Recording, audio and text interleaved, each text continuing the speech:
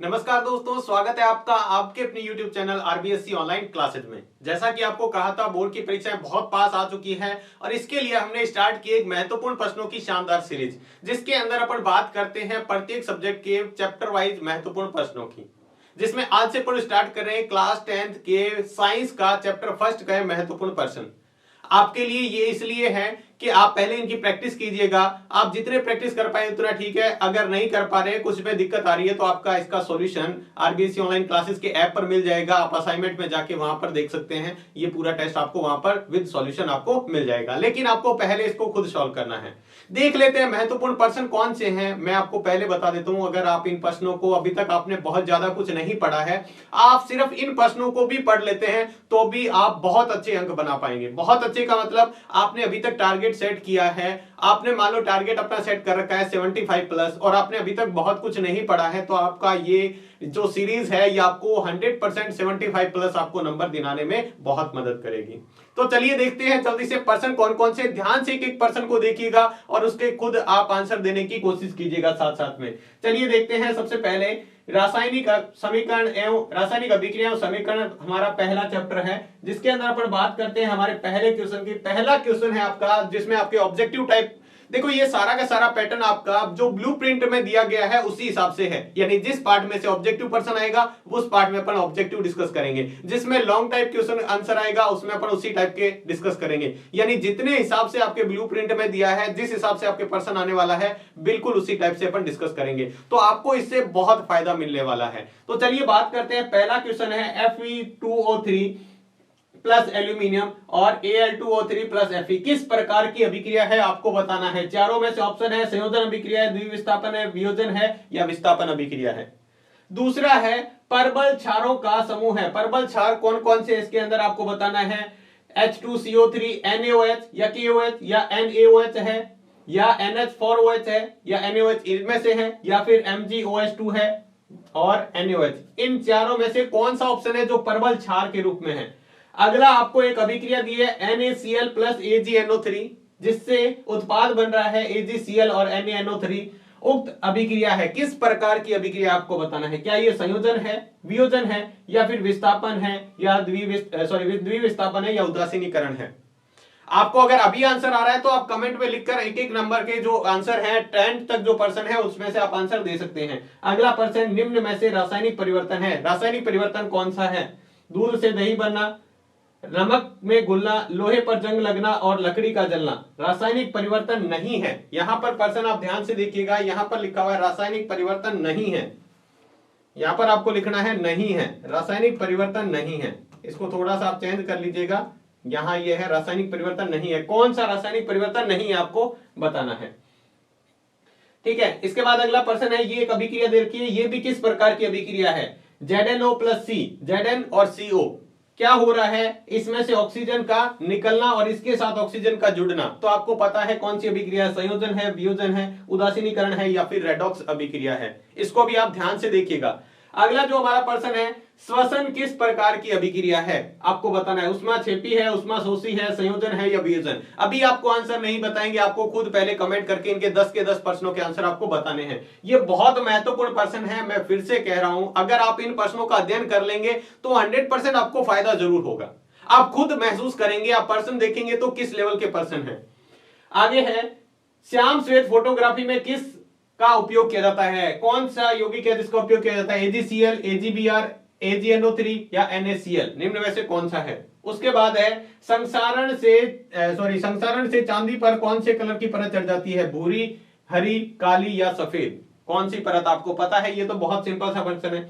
Chips की थैली में कौन सी गैस भरी जाती है। ऑक्सीजन, कार्बन डाइऑक्साइड, क्लोरीन या नाइट्रोजन। चारों में से कौन सा ऑप्शन है। और लास्ट है, कोयले का दहन किस प्रकार की अभिक्रिया है। कोयले का दहन यानी कोयले का जलना किस प्रकार की अभिक्रिया है। क्या ये संयोजन है, वियोजन है या विस्थापन है या रेडॉक्स अभिक्रिया है। चारों में से कौन सा ऑप्शन है। तो ये पहला प्रश्न आपका है जिसमें आपको अति लघुत्तरात्मक प्रश्न बताए, ऑब्जेक्टिव टाइप क्वेश्चन आपको बताने हैं। इसमें से ये 10 बहुत महत्वपूर्ण प्रश्न है, आप इसको अच्छी तरह कीजिएगा। यहां देखो, इसको सही कर लीजिएगा, कौन सा रासायनिक परिवर्तन नहीं है। चलिए इसके बाद हम देखते हैं इसके दूसरे टाइप लघुत्तरात्मक प्रश्न जो है 10% लघुत्तरात्मक। सबसे पहला है, संतुलित रासायनिक समीकरण क्या है। रासायनिक समीकरण को संतुलित करना क्यों आवश्यक है?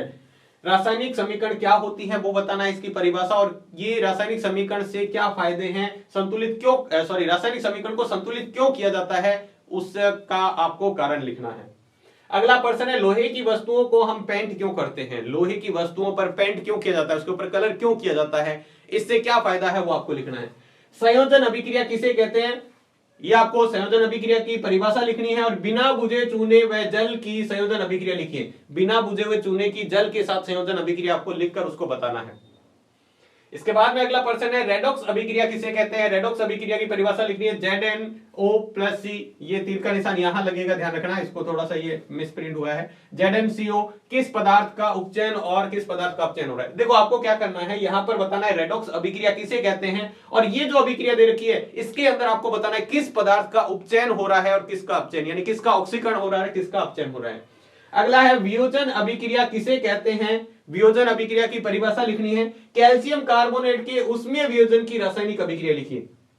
कैल्शियम कार्बोनेट की उसमें वियोजन अभिक्रिया कैसे होती है, कैल्शियम कार्बोनेट की वियोजन अभिक्रिया कैसे होती है, वियोजन या अपघटन अभिक्रिया कैसे होती है वो आपको इसके अंदर बताना है।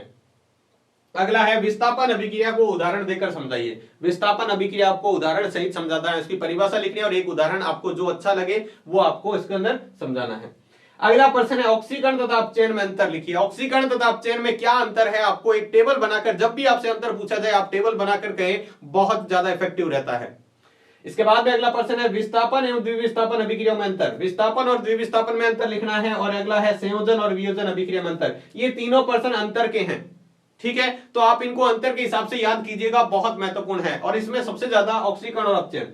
उसके बाद लास्ट प्रश्न है, श्वसन ऊष्माक्षेपी अभिक्रिया क्यों है, इसका कारण बताना है कि ये श्वसन ऊष्माक्षेपी क्यों कहते हैं, इसका कारण आपको चैप्टर वाले वीडियो में मिल जाएगा, नहीं तो आपका आंसर भी मिल जाएगा। तो ये हमारे लघुत्तरात्मक प्रश्न है। इसके बाद में इसमें से निबंधात्मक प्रश्न भी आएगा, बड़ा प्रश्न, जो आप 3 प्रश्न आपके लिए महत्वपूर्ण है। सबसे पहला है, जल के वैद्युत अपघटन की विधि लिखिए। जल विद्युत अपघटन की क्या विधि है, आपको विधि लिखना है, साथ में इसकी आवश्यक रासायनिक समीकरण दीजिए, इसकी जो समीकरण काम में आ रही है वो लिखनी है, और नामांकित चित्र भी बनाना है। देखो 3 पार्ट में क्वेश्चन दिया है। सबसे पहले तो जल विद्युत अपघटन विधि क्या है इसके बारे में बताएंगे, फिर इसके अंदर जो समीकरण काम में आ रही है वो समीकरण लिखेंगे, उसको बताएंगे, और फिर इसके अंदर जो चित्र चाहिए, चित्र जो को समझाना है। बहुत महत्वपूर्ण प्रश्न है ये। अगला प्रश्न है, जब लोहे की कील को कॉपर सल्फेट के विलयन में डुबाया जाता है तो विलयन का रंग क्यों बदल जाता है? जब कील को कॉपर सल्फेट के विलयन में डुबाया जाता है तो इसका रंग क्यों बदल जाता है, और आपको इसका कारण लिखना और चित्र बनाते हुए समझाइए, इसको चित्र से समझाना है।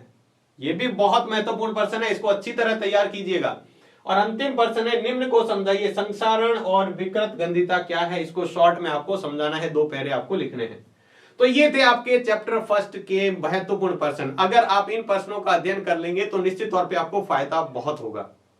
इसमें से आपको बोर्ड के अंदर 100% चैप्टर में क्वेश्चन देखने को मिल जाएगा, और आप इनको अच्छी तरह तैयार कीजिएगा। एक नोट कॉपी डाल दीजिएगा जिसके अंदर आप महत्वपूर्ण प्रश्न की सीरीज लिख सकते हैं, और उनको आप अध्ययन करेंगे तो बहुत ज्यादा फायदा होगा। लेकिन एक बात ध्यान रखिए, अगर आपका टारगेट 90, 95 प्लस है तो फिर आपको और भी पढ़ना पड़ेगा इसके अलावा। लेकिन आप पहले इनको अध्ययन जरूर कीजिएगा, पहले इनको याद करने की कोशिश कीजिएगा, इनको समझने की कोशिश कीजिएगा, इनको लिखने की प्रैक्टिस कीजिएगा, ताकि आपको एक कॉन्फिडेंस आएगा, और ये आपके लिए बहुत महत्वपूर्ण है। बाकी आप और भी पढ़ सकते हैं अगर आपका टारगेट बड़ा है तो ये थे आपके पहले चैप्टर के महत्वपूर्ण प्रश्न। उम्मीद है आपको अच्छे लगे होंगे, और आप इनकी तैयारी करेंगे तो निश्चित तौर पे आपके नंबर भी अच्छे आएंगे।